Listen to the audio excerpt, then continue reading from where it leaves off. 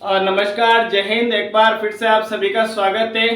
तो कैसे हो सभी राजस्थान के सूरवीरों, और उम्मीद करता हूं कि आप सभी स्वस्थ और अच्छे होंगे। देखिए, कल से हमने जो राजस्थान सीटी की क्लास शुरू की है, उसमें कल हमने चौहान साम्राज्य की शुरुआत की थी।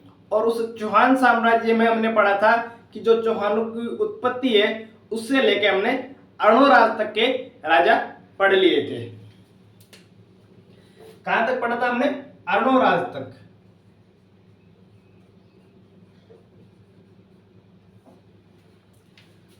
तो देखिए, कुछ बेसिक जानकारी तो अर्णोराज के बारे में हमने पढ़ ली थी। और उसके बाद में हमने ये भी पढ़ा था कि अर्णोराज की हत्या उसके बेटे जगदेव ने कर दी थी। जगदेव। और यहीं से एक क्वेश्चन पुट हुआ था कि चौहानों का पहला पितरहंता शासक, चौहानों का प्रथम पितरहंता शासक,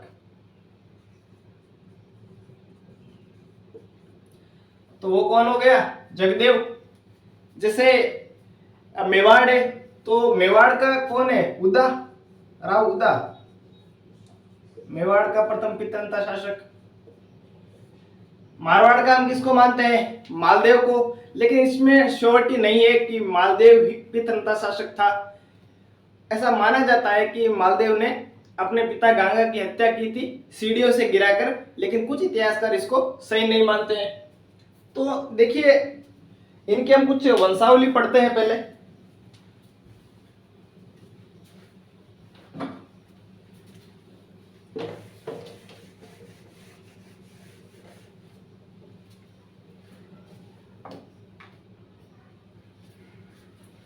तो देखिए, अर्णोराज की दो रानियां हैं। वैसे तो दो से ज्यादा थी, लेकिन मुख्यतः दो रानियां हैं।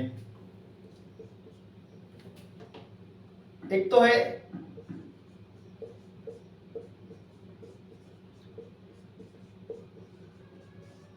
जोइया रानी, और एक है चालुक्य। ठीक है। तो इस जोहिया रानी से अर्णोराज के दो बेटे हैं। कौन कौन से? एक तो जगदेव, और एक हो गया अपने विग्रहराज चतुर्थ। और चालुक्य राजकुमारी से, ये जो चालुक्य इसकी पत्नी है, इससे इसके एक बेटा है, वो है सोमेश्वर। फिर जगदेव का बेटा है पृथ्वीराज द्वितीय।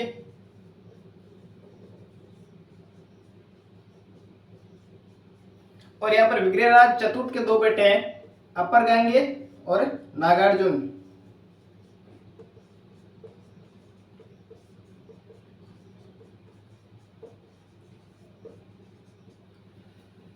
और सोमेश्वर के दो बेटे हो गए, एक तो पृथ्वीराज तृतीय और एक है हरिराज। ये जो जोहिया राजकुमारी है, जिसकी जो जोहिया रानी है, उसका नाम है सुतवा। और जो चालुक्य है, इसकी पत्नी है, इसका नाम है कांचन देवी।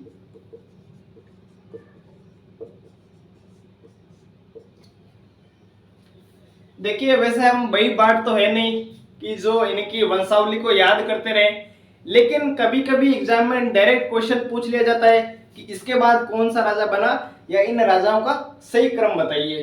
तो यहाँ पर ये थोड़ा इंपॉर्टेंट हो जाता है कि अर्णोराज की हत्या कौन कर देता है?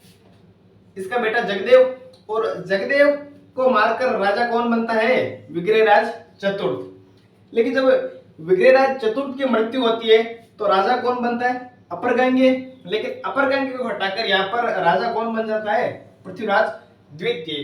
और पृथ्वीराज द्वितीय की कोई संतान नहीं थी, इसलिए यहाँ पर राजा कौन बन गया?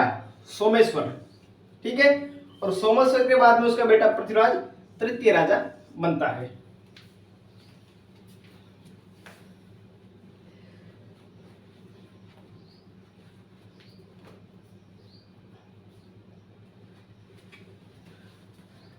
तो देखिए आज हम पढ़ते हैं विग्रहराज चतुर्थ के बारे में। पहले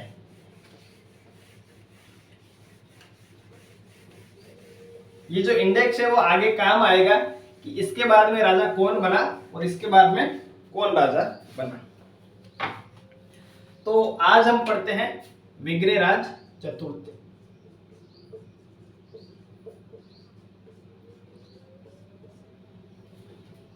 देखिए जो इंपॉर्टेंट राजा होते हैं उनका जो टाइम पीरियड है वो भी कभी कभी पूछ लिया जाता है। तो इसका टाइम पीरियड 1158 से 63 ईस्वी तक है। पिता कौन हो गए? अर्णोराज और माता जो है राजकुमारी सुधवा देवी। तो पिता तो हो गए अर्णोराज,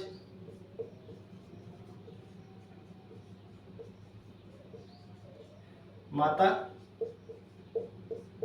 जो ये राजकुमारी सुधवा देवी।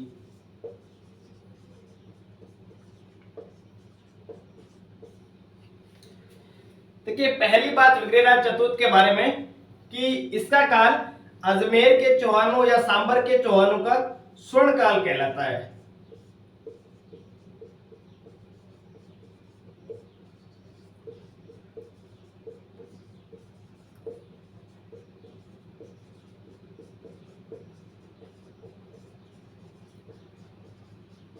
अजमेर या सांबर के चौहानों का क्या कहलाता है? स्वर्ण काल। अब ये स्वर्ण काल किस लिए कहलाता है कि सबसे पहले इसने क्या किया, जैसे कल की क्लास में हमने पढ़ा था कि जो अर्णोराज है वो गुजरात के चालुक्य राजा कुमारपाल से हार जाता है और कुमारपाल यहाँ पर अधिकार कर लेता है। लेकिन ये जो विग्रहराज चतुर्थ है ये किसको हराता है? कुमारपाल को। कुमारपाल को हराकर कहां का अधिकार कर लेता है? नाडोल, पाली, जालोर और चित्तौड़। तो सबसे पहले जिस राजा ने इसके पिता को हराया था उसी को ये हराकर उसके राज्य पर अधिकार कर लेता है। दूसरा, प्रथम चौहान शासक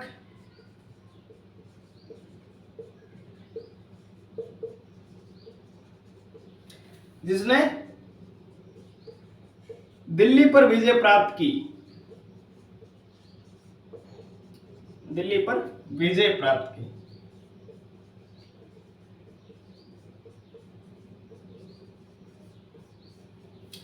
कि दिल्ली में कोई राजा था, तोमर वंश का राजा था, दिल्ली के तोमर या तंवर।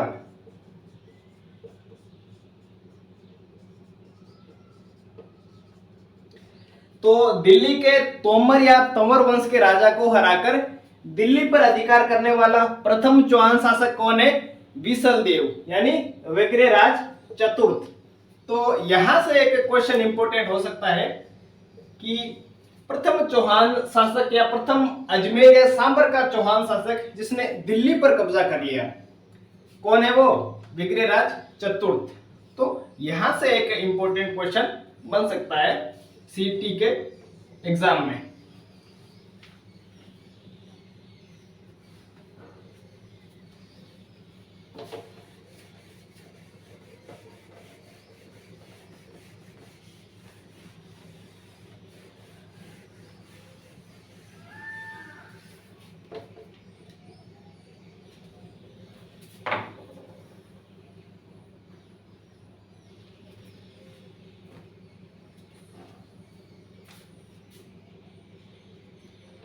इसने गजनी के खुसरो शाह को हराया।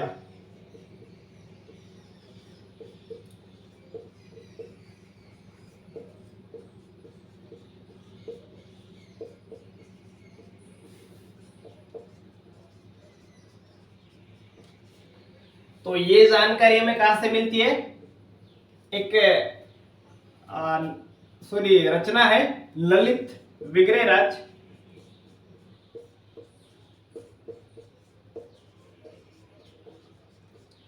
इसका विग्रहराज चतुर्थ का एक दरबारी कवि था सोमदेव, इसने लिखा है ललित विग्रहराज। और इस ललित विग्रहराज में हमें जानकारी मिलती है कि विग्रहराज चतुर्थ ने क्या किया था, दिल्ली के सॉरी गजनी के खुसरो शाह को इसने हरा दिया था। अगली बात, इसने एक नाटक लिखा था हरकेली। हरकेली ये किससे संबंधित है, भगवान शिव से संबंधित है। और इसका एक दरबारी कवि कौन था, सोमदेव। और इस सोमदेव ने क्या किया, ललित विग्रहराज रचना लिखी।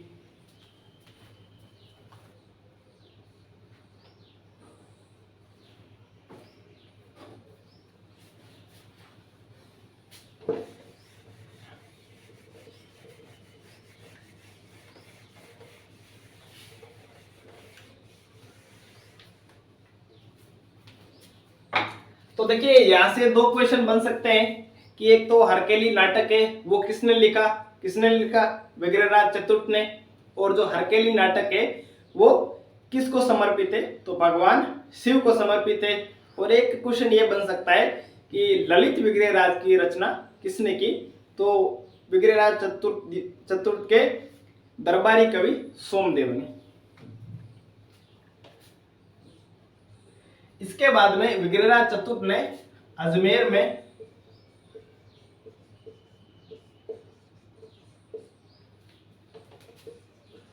सरस्वती कंठाभरण पाठशाला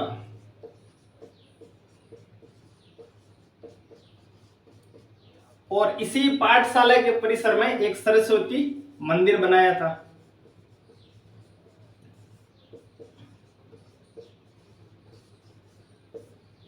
और इस मंदिर की दीवारों पर इसने हरकेली नाटक की पंक्तियां खुदवाई थी।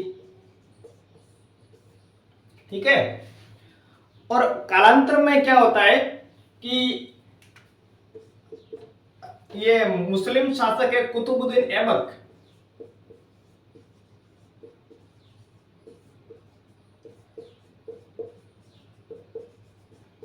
जो किसका गुलाम है, मोहम्मद गौरी का ये क्या है, गुलाम है।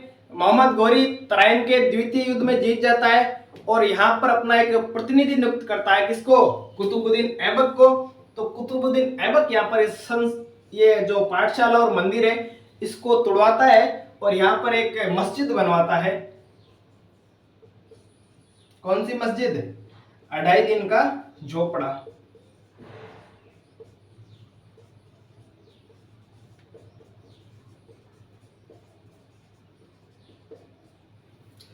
देखिए कई लोग ये कहते हैं कि 2.5 दिनों में इसने ये जो मस्जिद है वो बनवाई, इसलिए इसको क्या कहते हैं, 2.5 दिन का झोपड़ा।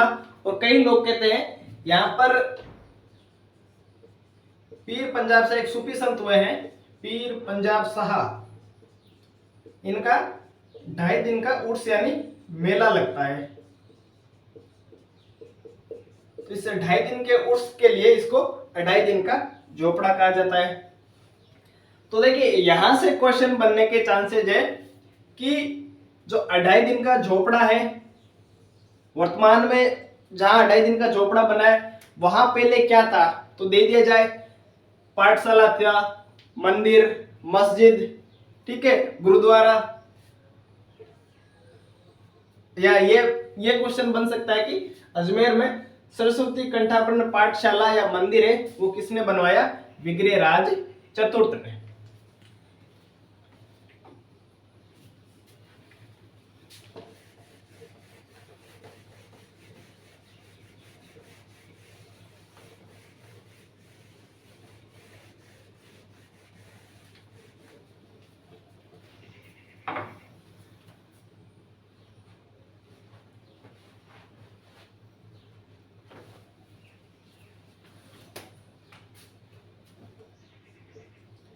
देखिए अपने एक महान सम्राट हुए, सम्राट अशोक।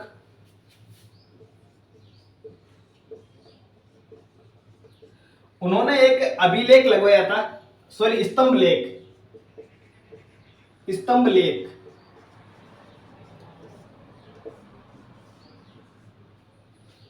लगवाया, कहां पर, टोपरा हरियाणा में।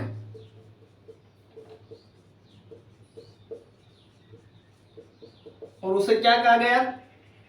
दिल्ली शिवालिक अभिलेख।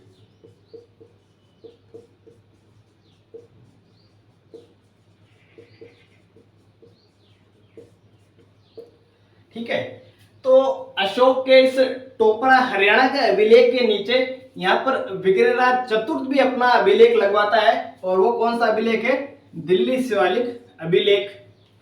और इस अभिलेख में जो ये विग्रहराज चतुर्थ है वो कहता है कि मैंने पूरे हिंदुस्तान यानी आर्यवर्त यानी भारत से क्या कर दिया है? मुसलमानों को भगा दिया है।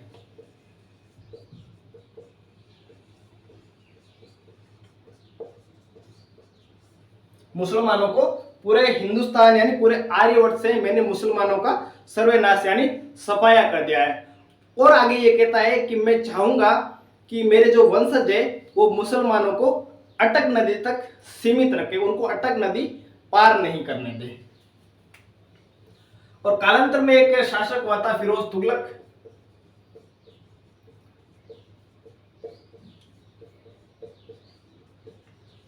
फिरोज तुगलक क्या करता है? इस ये जो अभिलेख है इसको वहां से तुड़वाता है, वहां से हटाता है और दिल्ली में फिरोज शाह कोटला में लगा देता है।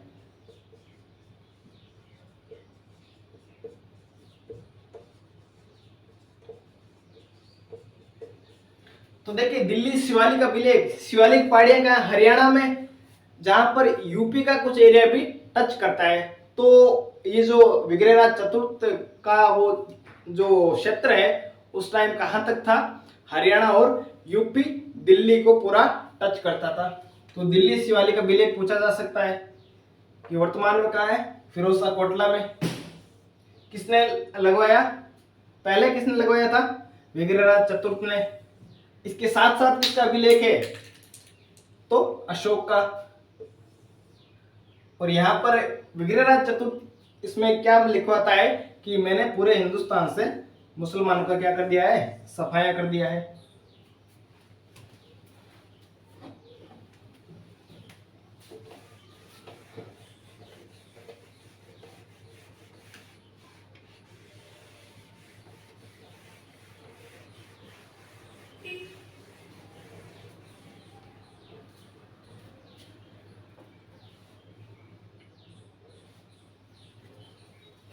अब विग्रहराज चतुर्थ की क्या उपाधियां?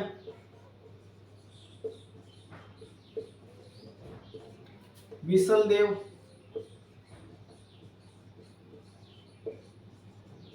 कवि बांधव, कवि बांधव या कवि बंधु भी कह सकते हैं। तो ये दो उपाधियां हैं किसकी? विग्रहराज चतुर्थ की।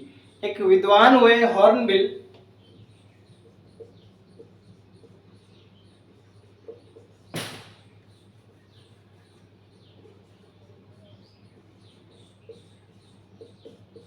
तो ये विद्वान हॉर्नबिल विग्रहराज चतुर्थ की तुलना किससे करते हैं? कालिदास और भवभूति से।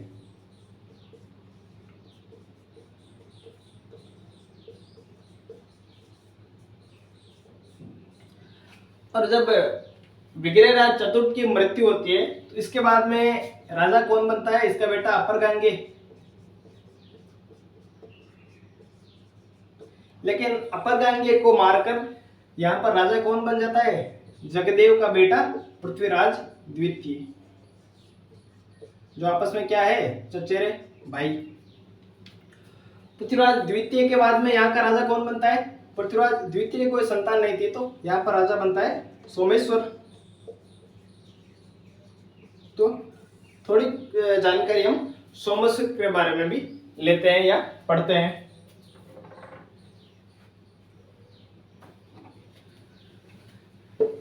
तो ये कुछ इंपॉर्टेंट जानकारी और यहाँ से क्वेश्चन बन सकते हैं किसके बारे में? विग्रहराज चतुर्थ के बारे में।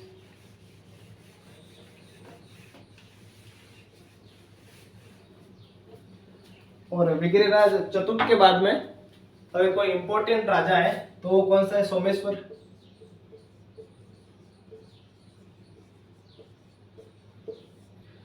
सोमेश्वर खुद की कोई ज्यादा योग्यता, यानी योग्य तो होगा लेकिन यहां से इसके बारे में कोई क्वेश्चन नहीं बन सकते या बनते। यहाँ पर अगर कोई क्वेश्चन बनता है या अगर इसकी कोई उपाधि है तो वो ये कौन है, पृथ्वीराज तृतीय का पिता है। तो हम सीधा हम पढ़ते हैं पृथ्वीराज तृतीय।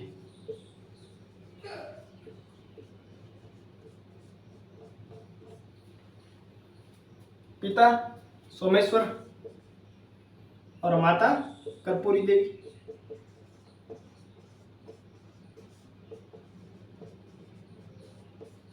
ठीक है,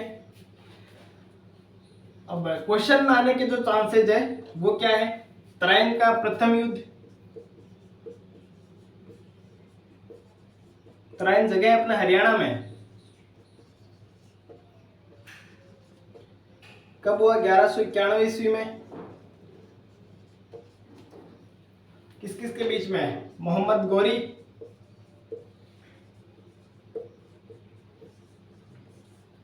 और पृथ्वीराज चौहान तृतीय। जिसमें जीत किसकी होती है, पृथ्वीराज चौहान तृतीय की, और गौरी यहाँ पर हार जाता है। इसके बाद है तराइन का द्वितीय युद्ध,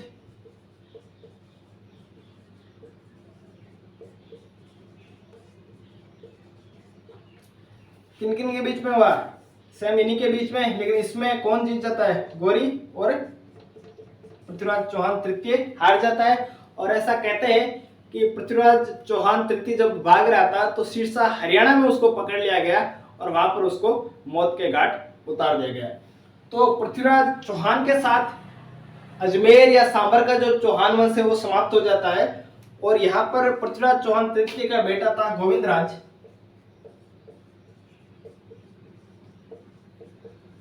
गोविंदराज कहां पर चला जाता है, रणथंबोर, और वहां पर चौहान वंश की स्थापना करता है।